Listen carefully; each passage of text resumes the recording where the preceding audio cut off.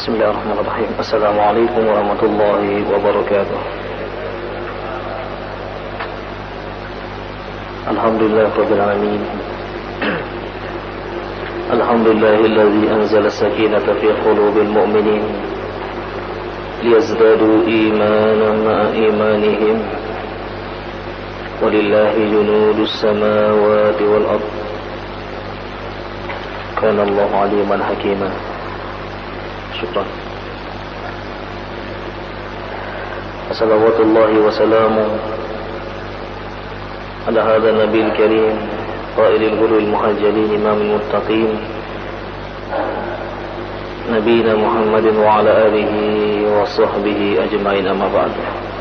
Akhwatal iman rahimani wa rahmatullah, jamaah salat maghrib yang dirahmati Allah Subhanahu wa taala, kaum muslimin dan muslimat pendengar setia suara Perak Jaya dimanapun anda berada, rahimani wa rahmatullah.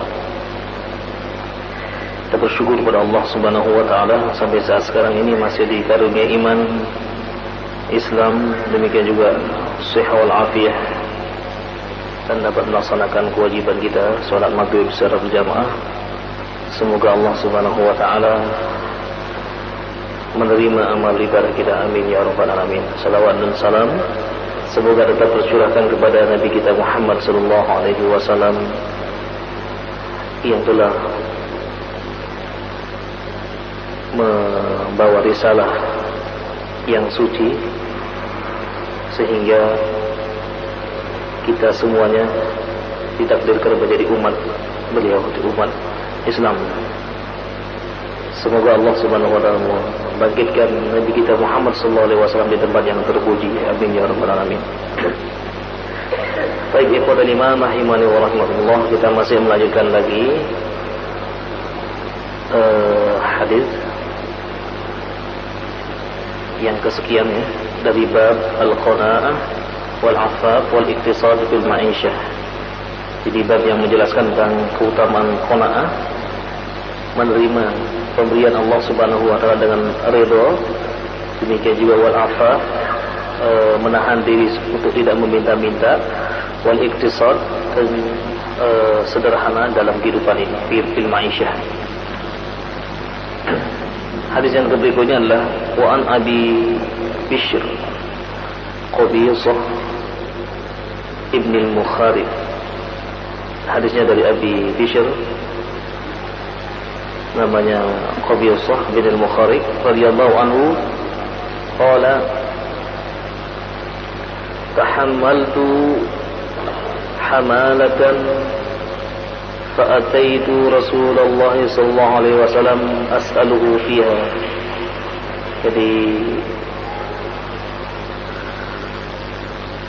Abi Bishr ini menemui Rasulullah sallallahu alaihi wasallam dan mengatakan, saya ini menanggung orang-orang, maksudnya menanggung kebutuhannya. Kemudian saya ini meminta kepada Rasulullah sallallahu alaihi wasallam. Faqala aqim hatta ta'tiyana as-sadaqatu fana'muru laka biha. Ya, Rasulullah sallallahu alaihi wasallam mengatakan, sabarlah, tunggulah sejenak, sehingga nanti ada orang-orang yang memberikan sedekah kepada kita, kemudian nanti baru kita bagikan atau kita berikan kepadamu. Summa qala ya Aba Qabisah, wahai Abu Qabisah, innal mas'alata la tahillu illa li ahadi thalathin. Sesungguhnya seseorang itu tidak diperbolehkan meminta-minta kecuali ada tiga hal, dalam tiga keadaan. Illa li ahadi thalathin. Yang pertama adalah rajulun tahammala hammalata fahallat lahul mas'alah hatta yusibaha summa yumsik. Yang pertama adalah seseorang yang menanggung, punya tanggungan, sementara dia tidak cukup memenuhi kebutuhan orang-orang yang ditanggungnya, maka orang ini diperbolehkan untuk meminta kepada orang-orang yang kaya gitu. Kemudian kalau sudah cukup, khalas, tidak minta lagi. Jadi untuk memenuhi kebutuhan orang-orang yang ditanggungnya. Ini juga kebutuhan yang sifatnya primer. Jadi bukan kebutuhan yang sifatnya sekunder atau kebutuhan yang luks. Atau di dalam kajian qawaid fiqhiyah itu dikatakan ada kebutuhan al-hajah ad-daruriyah. Jadi kebutuhan yang sangat darurat sekali.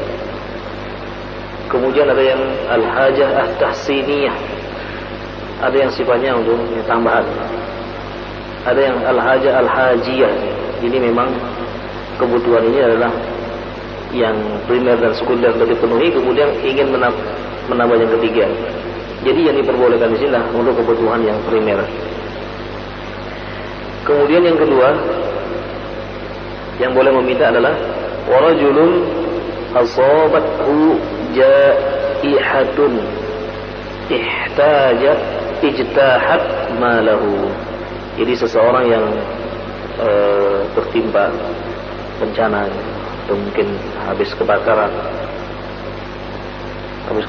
kemudian atau mungkin habis kecurian. Ya, di sini dijelaskan oleh Syekh Muhammad bin Shalih Al-Utsaimin, ijtahat maluhu kanarin wa gharakin wa adwin wa ghairi dzalik. Ini masukkan dalam ijtihad maluhu di sini adalah yang terbakar atau mungkin hartanya tenggelam atau juga dicuri dia. Wa adwin wa ghairi dzalik. Fayas'alu hatta yusiba qawaman min 'aishin. Jadi kemudian dia boleh meminta, ya, sekedar sekali lagi meminta di sini juga tidak berlebihan, tetapi adalah untuk memenuhi kebutuhannya. Kemudian yang berikutnya adalah au qala sidadan min 'aishin. Ya, masih penjelasan yang tadi.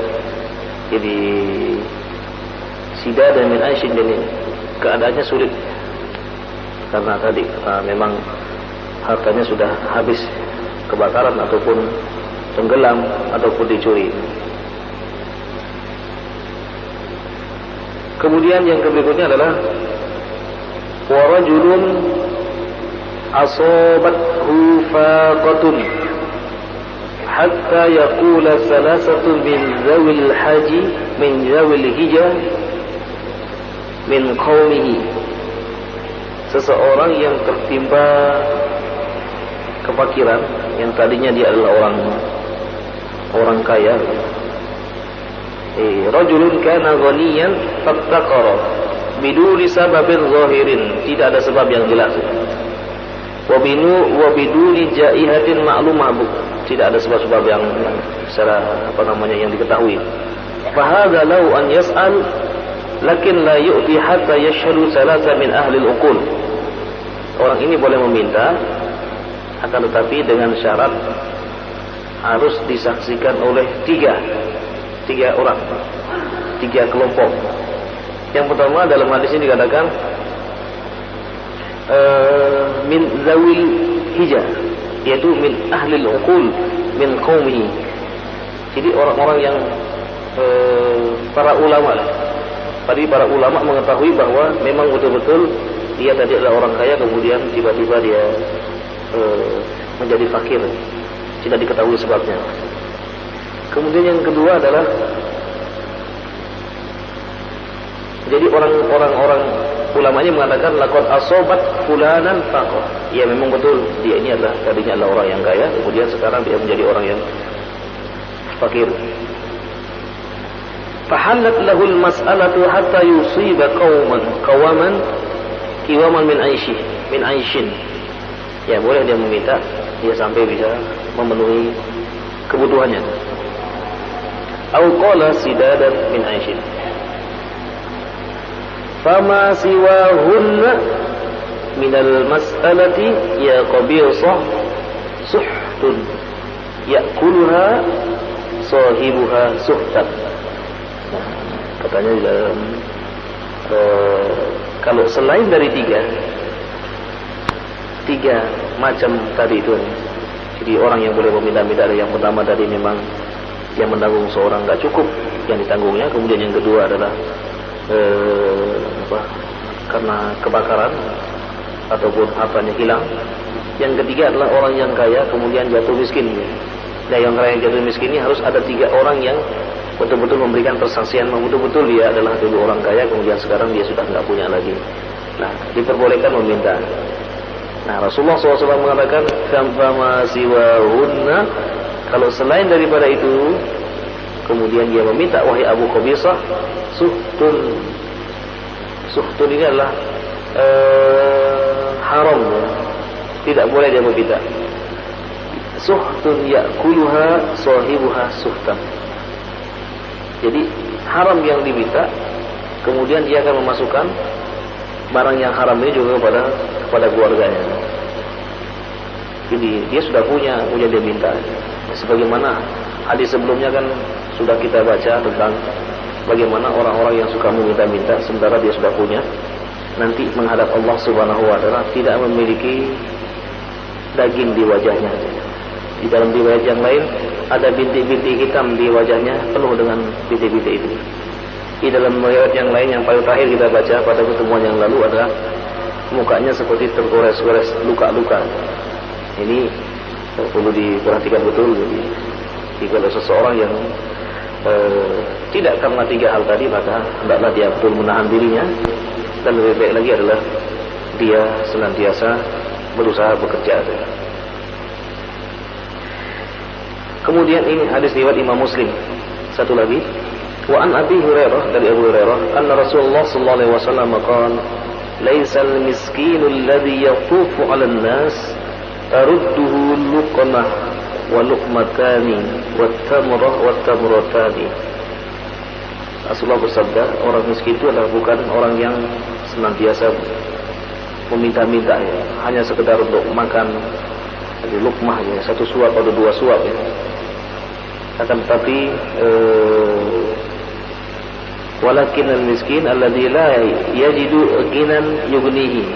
Sini terangkan bahwa akan tetapi orang miskin itu sesungguhnya yang dikehendaki Islam di sini adalah orang yang harus dibantu dan diberi. Jadi tidak yang meminta-minta. Ya, boleh jadi meminta-mintanya itu adalah sebagai sebuah profesi, sebagaimana yang pernah ditanyakan oleh penanya pada beberapa pertemuan yang lalu, seperti anak-anak kecil yang dipergunakan untuk meminta-minta di jalanan. Kemudian mereka-mereka ini nanti hanya mendapatkan beberapa persen saja, gitu. Nah, tidak seperti itu, gitu. Jadi orang miskin inilah mereka-mereka yang selalu menjaga dirinya. Jadi menjaga dirinya dan yang mengetahui adalah orang-orang yang kaya, ya. Jadi bukan walakin al-miskin alladzi la yajidu ghinan yughnihi. Jadi orang-orang yang tidak memiliki penghasilan kemudian mencukupi untuk kebutuhannya. Wala yuqtana lahu fa yatasaddaq alaihi wala yakum fa yas'alun nas. Kemudian tidak ada sama sekali yang yang dipergunakan untuk menutupi kebutuhannya setiap hari, tapi dia malu juga untuk meminta-minta. Nah, oleh karena itulah fayatasaddaq alaihi, kemudian ada orang-orang yang memiliki kelebihan bersedekah kepada mereka-mereka. Itulah sesungguhnya yang dikatakan orang-orang yang miskin, bukan yang meminta-minta itu. Sebagaimana tadi, ya boleh jadi orang-orang yang meminta itu adalah mungkin karena kegemarannya yang meminta, atau memang profesinya, atau boleh jadi memang tidak memiliki sama sekali. Nah, Islam sekali lagi adalah agama yang sangat mulia. Jadi tidak mengajarkan kepada umatnya untuk meminta-minta. Justru hadis yang sudah kita baca, al-yadul ulya khairun min yadis sufla. Jadi tangan di atas lebih baik daripada tangan di bawah. Ikhwatal iman rahimani wa rahimakumullah. Jadi dapat disimpulkan, jadi seluruh pembahasan dalam bab ini yaitu bab al-qanaah. Yang pertama adalah bahwa Allah Subhanahu wa taala mengendaki hamba-hambanya untuk senantiasa qanaah, menerima pemberian Allah Subhanahu wa taala dengan penuh kesyukuran dan penuh keridhaan. Kemudian yang kedua, sebaik-baik makanan yang dimakan seseorang adalah yang dihasilkan dari tangannya sendiri, sebagaimana dikatakan dalam riwayat yang lain bahwa Nabi Daud alaihissalam itu bekerja, kemudian dia menghasilkan. Demikian juga Nabi Zakaria alaihissalam, dia juga sebagai seorang tukang kayu, Jadi sebaik-baik makanan adalah yang dihasilkan oleh seseorang. Kemudian yang ketiga adalah Allah Subhanahu wa taala melarang kepada hamba-hambanya yang sudah memiliki kelebihan kemudian meminta-minta kepada orang. Kemudian yang keempat adalah diperbolehkan meminta apabila masuk dari salah satu dari tiga golongan tadi.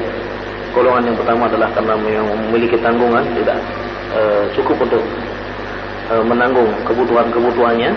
Kemudian yang kedua adalah orang yang kehilangan hartanya. Kemudian yang ketiga adalah orang-orang yang kaya yang jatuh miskin, dengan syarat disaksikan oleh tiga orang atau tiga ulama. Kemudian yang terakhir adalah Islam merupakan agama yang sangat mulia, yang senantiasa menganjurkan kepada mereka-mereka yang memiliki untuk senantiasa mensedekahkan hartanya, sehingga harta seperti itulah yang nantinya akan menjadi penolong-penolong baginya di alam barzah maupun juga nanti di akhirat. Sebagaimana firman Allah, فَأَمَّا مَنْ أَعْطَى وَاتَّقَى وَصَدَّقَ بِالْحُسْنَى فَسَنُيَسِّرْهُ لِلْيُسْرَى. Maka adapun orang-orang yang suka memberi dan bertakwa kepada Allah Subhanahu wa taala dan dia membenarkan adanya surga, adanya akhirat, maka baginya akan mudah memasuki surganya Allah Subhanahu wa taala. Tapi mungkin ini yang dapat disampaikan. Masih ada waktu panjang, barangkali ada yang menambahi ataupun mungkin ada yang ingin bertanya kepada Allah.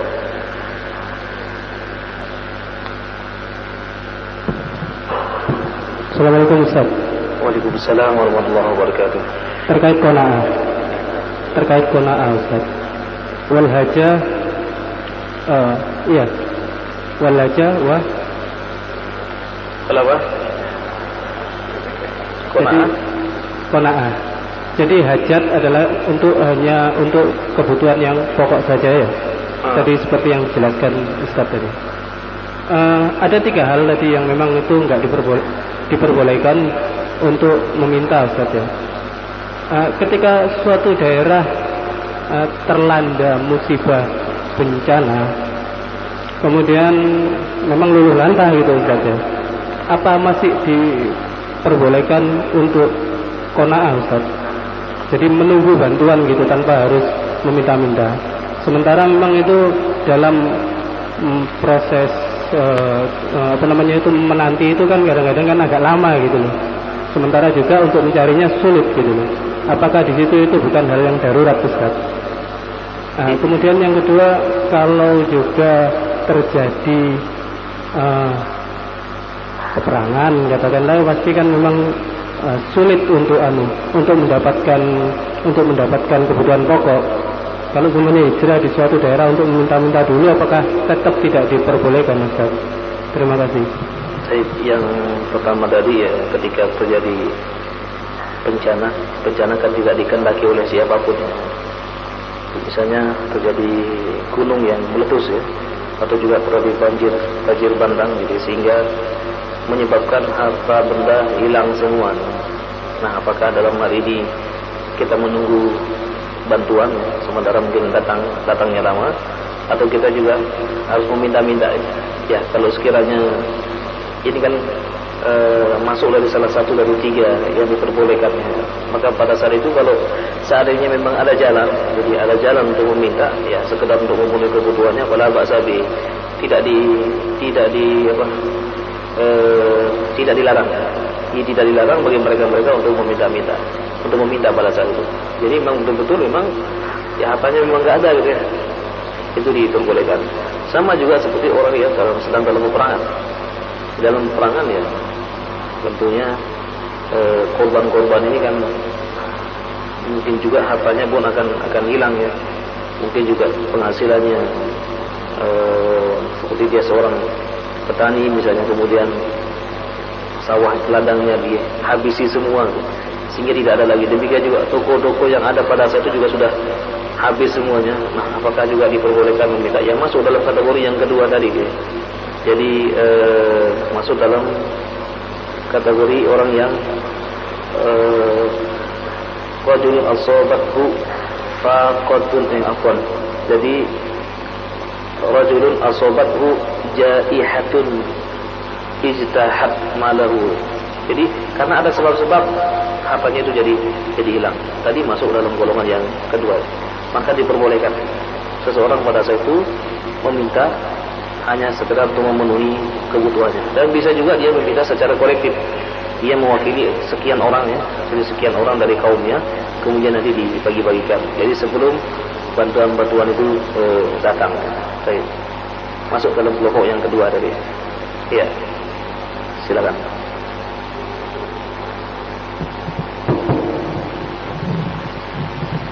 Bismillahirrahmanirrahim. Assalamualaikum warahmatullahi wabarakatuh. Waalaikumsalam warahmatullahi wabarakatuh. Yang saya tanyakan Syekh Ustaz, perbuatan kecil di negara sana. Mungkin Ustaz sudah paham kan? Ya. Pada waktu itu terjadi antara laki-laki bernikah sama laki-laki. Itu zaman Nabi apa? Sekian dan terima kasih. Assalamualaikum warahmatullahi wabarakatuh. Laki-laki menikah dengan laki-laki. Ya. Ini di zamannya Nabi Lut. Di zamannya Nabi Lut nanti bisa dibaca lengkap dalam surah Al-Maidah, mungkin juga surah Al-A'raf, bagaimana Allah Subhanahu wa taala mengazab mereka ya. Allah ketika itu membalikkan bumi itu. Jadi karena mereka melakukan perbuatan yang sangat nista sekali. Jadi ketika itu mereka homo ya. Jadi homo, jadi tersebar pada saat itu dan memang sangat dilarang sekali. Sehingga Allah Subhanahu wa taala murka karena memang sudah diingatkan oleh Nabi Lut alaihissalam, tapi mereka pun tetap melakukannya sehingga Allah membalik bumi pada saat itu. Dibaliklah bumi kepada mereka dan mereka hancur. Nah sekarang ini juga ya terjadi di beberapa negara itu diresmikan bahkan hampir-hampir di Surabaya ini juga ada seorang dokter itu juga yang membela supaya ada diresmikan pernikahan antara laki-laki dengan laki-laki. Jadi na'udzubillah min dzalik ya, semua itu tidak terjadi gitu. Jadi kita khawatir nanti kalau Allah membalikkan bumi ini lagi gitu. Jadi itu terjadi di zamannya Nabi Lut. Sehingga di sebelah liwapo, jadi homo. Baik. Yang lain? Assalamualaikum warahmatullahi wabarakatuh. Sebentar dulu. Ya.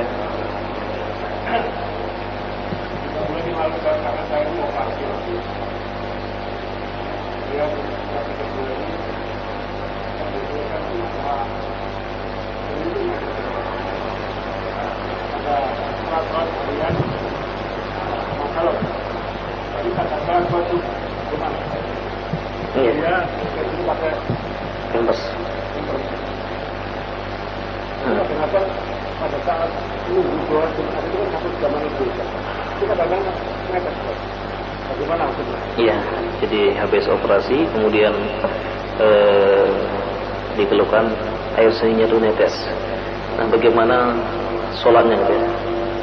Jadi memang kalau sholat dalam keadaan normal maka sangat diharapkan sekali itu ada 3 syarat yang harus dipenuhi. Yang pertama adalah taharatu al-jasad, jadi sucinya jasad kita, min hadasil akbar wa hadasil asghar, dari hadas besar maupun yang kecil. Kemudian yang kedua adalah taharatu at-taub, pakaian yang kita pakai harus betul-betul suci dari najis. Kemudian yang ketiga adalah taharatu al-makan, jadi tempat kita yang kita pergunakan sholat harus betul-betul bersih. Nah, keadaan seperti tadi adalah masuk kepada bab-bab yang darurat. Imam Malik rahimahullahu taala salah satu dari Imam Darul Hijrah, guru dari Imam Syafi'i rahimahullah ta'ala, beliau pernah menderita salasul baul. Salasul baul inilah yang seperti anyang-anyangan ya. Jadi seperti anyang-anyangan. Jadi beliau menderita sakit salasul baul ini cukup lama, jadi sehingga ya ketika sholat ya keluar. Nah, bagaimana apakah orang-orang seperti ini tetap melaksanakan ibadah sholat, dan bagaimana sholatnya? Yang pertama adalah kita tidak menghendaki yang namanya sakit seperti ini. Ini semuanya adalah sakit dari Allah Subhanahu Wa Taala. Memang sebabnya adalah ya manusia juga ini. Tapi Allah Subhanahu Wa Taala memberikan rukhsah dalam hal ini, memberikan dispensasi. Ya tetap dia melaksanakan ibadah sholat. Kalau sholat kesehariannya mungkin tidak jadi masalah. Bagaimana dengan sholat Jumatnya kan? Tunggu berjam-jam dia. Tunggu berjam-jam. Kalau sekiranya dia masih mampu dia ketika sholat Jumat ini dia tidak duduk di tempat yang paling tidak duduk di tempat yang di tengah dia masih mungkin bisa duduk yang tempat yang terakhir. Kalau sekiranya pada saat mendengarkan khutbah kemudian sebelum selesai khutbah yang kedua, kalau dia mampu dia mengganti lagi nanti, mengganti pempesnya yang itu supaya pakai yang baru, karena ini sudah ibaratnya sudah ada air seninya gitu ya. Jadi dia pakai. Nah, nanti ketika dia misalnya sudah pakai, keluar lagi misalnya ketika dalam keadaan sholat, maka dia tetap teruskan sholatnya. Tapi kalau masih bisa, tapi kalau dia tidak bisa, ya la yukallifullahu nafsan illa wus'aha. Allah Subhanahu wa Ta'ala tidak membebani hamba-hambanya kecuali apa yang mampu untuk dipikulnya. Jadi sekali lagi kalau ada yang seperti itu, maka hendaklah mencari mencari tempat sholat yang dekat, yang mudah untuk keluar ya. Yang mudah untuk keluar bagi dia, dan dia tidak di depan maupun tidak di tengah. Jadi dia tetap mendengarkan khutbah Jumat. Nanti begitu hampir selesai khutbah yang kedua, kalau sekiranya sudah banyak misalnya air seninya, maka dia mengganti lagi. Jadi mengganti pempes yang baru. Baik. Itu kalau misalnya bisa dia lakukan. Tapi kalau tidak, keterbatasannya sudah. La yukallifullahu nafsan illa wus'aha. Allah tidak membebani seseorang yang memang tidak mampu untuk memikulnya. Baik. Silakan Pak. Assalamualaikum warahmatullahi wabarakatuh. Waalaikumsalam warahmatullahi wabarakatuh. Bagaimana kalau kita tidak minta tapi diberi? Jadi satu contoh di satu majelis ya, ada tasyakuran atau orang kaya, setelah kita dijamu makan, dia bagi-bagikan amplop. Ini bagaimana? Tidak minta tapi diberi. Terima kasih. Seperti sekarang diberi ya. Sekarang tidak diberi. Yang kita doakan kepada orang yang memberi supaya Allah berikan keberkahan. Jadi kalau memberi sekali lagi, kalau misalnya kita kita sudah punya, ya kita terima. Mungkin tadi kita kasih orang. Sebagaimana Umar bin Khattab pernah diberi sama Rasulullah. Dia mengatakan, saya sudah punya ya Rasulullah. Tetap dikasih. Ya mungkin untuk orang lain. Kalau anda misalnya tidak, ya silakan masih bisa dibagikan kepada orang lain. Jadi yang pertama adalah untuk menjaga hati. Jadi ketika orang ingin memberi itu kan untuk mereka bersedekah. Ketika kita menerima, mereka dapat pahala gitu ya. Jadi kita juga membantu saudara-saudara kita. Ya, kita terima kemudian nanti kita bisa bagikan lagi kepada orang lain. Contoh misalnya, di bulan Ramadan, Masya Allah, kita sangat banyak sekali mendapatkan makanan-makanan. Ya kita mengusul lagi, kemudian kita bagikan lagi. Sebelum masuk waktu kita sudah bagikan. Dia dapat sedekah kepada kita juga dapat sedekah karena kita sudah diberi dan kita juga memberikan kepada orang lain. Siapa yang memberi makan satu orang yang sedang berpuasa, maka pahalanya sama dengan orang yang berpuasa. Nah kita lipat gandakan lagi pahalanya dia. Kita bungkusi lagi, kita kasih orang lain lagi. Karena nggak mungkin kita makan yang begitu banyak. Ya. Jadi kalau kita diberi, maka jangan sampai kita ini menolak. Mungkin kita kalau sudah punya ya mungkin untuk orang lain. Atau kita mungkin mengatakan ya silakan aja berikan kepada orang lain. Kalau mereka tidak tersinggung nanti. Dan kalau enggak ya sudah kita beri, nanti kita lah yang mengalokasikan. Itu akan lebih banyak lagi pahalanya nanti dia. Dia dapat pahala, kita dapat pahala juga. Baik. Yang enggak boleh lah yang meminta sebagaimana tadi, kecuali dengan tiga kelompok tadi baru diperbolehkan. Selain daripada itu tidak diperbolehkan. Dan juga pada pertanyaan yang lalu, untuk kepentingan umum, pembangunan masjid, pembangunan itu silakan, karena itu bukan kebutuhan pribadi. Yang disebutkan tadi adalah yang pribadi lah yang enggak boleh. Silakan.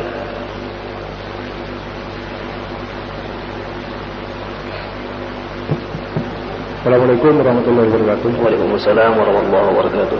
Yang saya tanyakan sekarang ini banyak pemuda atau pemudi yang mengedarkan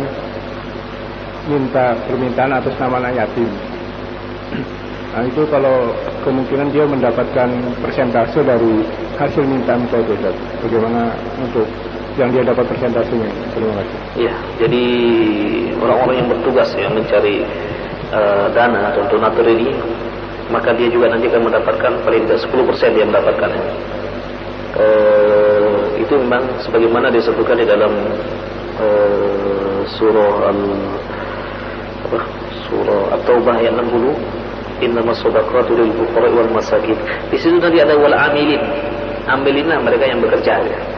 Jadi mereka juga akan mendapatkan dari itu juga. Ya, tapi kalau seandainya dia sudah punya, ya sebaiknya tidak ada.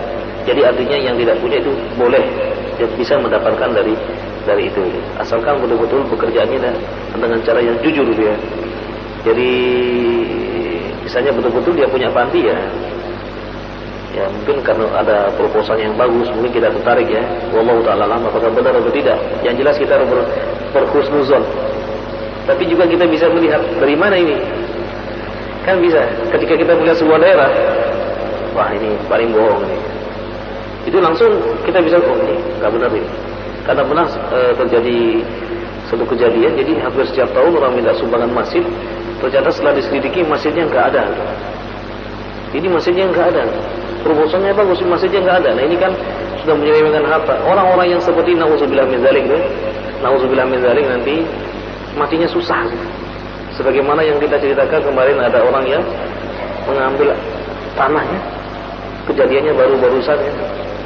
Jadi sebulan yang lalu lah, sampai begitu mayatnya mau dimasukkan, tanahnya itu menyempit.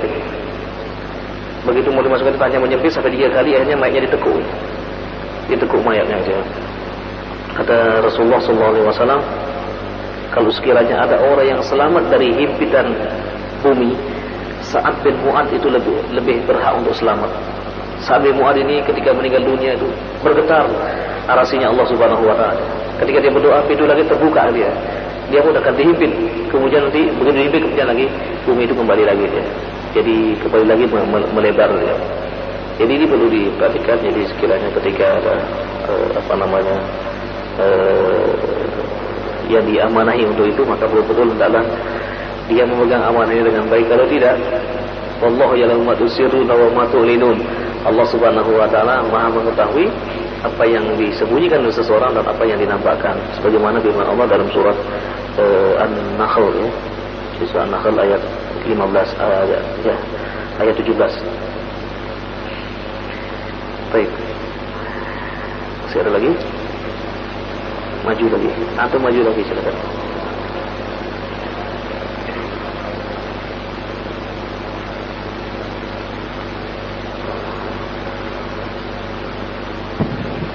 Assalamualaikum Ustaz. Waalaikumsalam warahmatullahi wabarakatuh. Tambahan, sebenarnya di dalam lingkungan para pengemis itu memang faktanya itu mereka itu nggak mampu, Ustaz. Apakah ada batasan gitu ketika minta cukup hanya untuk makan aja, kemudian untuk yang kebutuhan non primer itu tidak diperbolehkan gitu loh. Mungkin ada batasan kayak gitu atau siapa gitu yang memberi aturan wawalam nanti. Apakah masih diperbolehkan dia minta-minta gitu loh? Apakah yang awal gitu yang untuk memenuhi kebutuhannya itu diperbolehkan? Memang sistem ini secara global, Ustaz, maaf ya, Afwan. Secara umum memang perekonomian mereka itu tidak mampu gitu loh. Dari latar belakang mungkin pendidikan juga memang nggak ada sama sekali. Makanya akhirnya terpaksa meminta untuk kebutuhan hidupnya gitu. Apa masih tidak diperbolehkan untuk hal-hal semacam itu, Ustaz? Kemudian yang kedua, Ustaz, ada hal yang aneh gitu loh. Proposal itu sebenarnya itu kan meminta, Ustaz, untuk suatu kegiatan yang non-Islam. Apakah masih diperbolehkan mengajukan proposal untuk suatu kegiatan gitu, Ustaz? Afwan, terima kasih, Ustaz. Baik, yang pertama tadi, kalau memang ya masyarakatnya memang terkenal ekonominya lemah ya, dan memang keadaannya faktanya memang seperti itu ya. Ya apa boleh buat mereka lakukan. Jadi di sinilah kalau ada lembaga-lembaga yang memang seperti lembaga amil zakat ya, seperti membuat sebuah pelatihan. Jadi mengumpulkan mereka-mereka itu, kemudian nanti diberikan modal supaya mereka itu bekerja. Jadi diberikan pelatihan dulu. Jadi sebagaimana Rasulullah mendidik sahabat yang separuhnya ini adalah untuk keluargamu, yang separuhnya belikan kapal untuk bekerja. Itu lebih bagus ya. Jadi kalau adanya sebuah lembaga yang mudah-mudahan di tempat kita ini kan ada lembaga amal mujahidin ya, mudah-mudahan bisa seperti itu dia. Sebagaimana lembaga-lembaga manajemen infak yang sudah menasional itu kan seperti itu.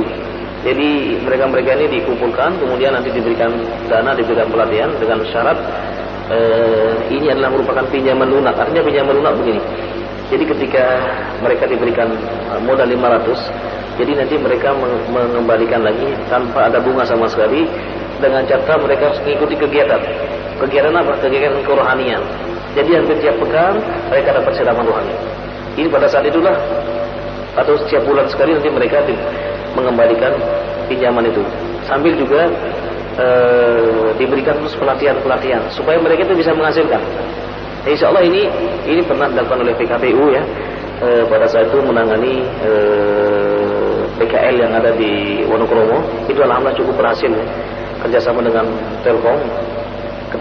Telkom cukup berhasil pada saat itu. Tapi ya itu, lagi-lagi ada orang-orang yang memang nggak mau ada yang instan. Yang penting saya dapat sekian, nggak apa-apa, besok saya minta lagi. Nah kalau punya pikiran-pikiran seperti itu ya, maka di sini sungguh sangat rendah ya. Jadi sangat rendah sekali punya orang-orang memiliki pikiran seperti itu. Tapi sekali lagi sedikit yang ingin berubah. Innallaha la yughayyiru ma bi anfusihim hatta yughayyiru ma bi anfusihim ya.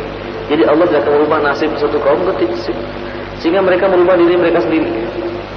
Jadi yang seperti tadi itu banyak, ada juga yang ingin berubah seperti yang disebutkan tadi itu banyak. Yang tadi jadinya asalnya adalah orang yang meminta-minta, kemudian diberikan pelatihan, dia paham, dia bekerja, bahkan dia sudah bisa memberikan sedekah kepada yang lain. Islam itu sebenarnya seperti itu.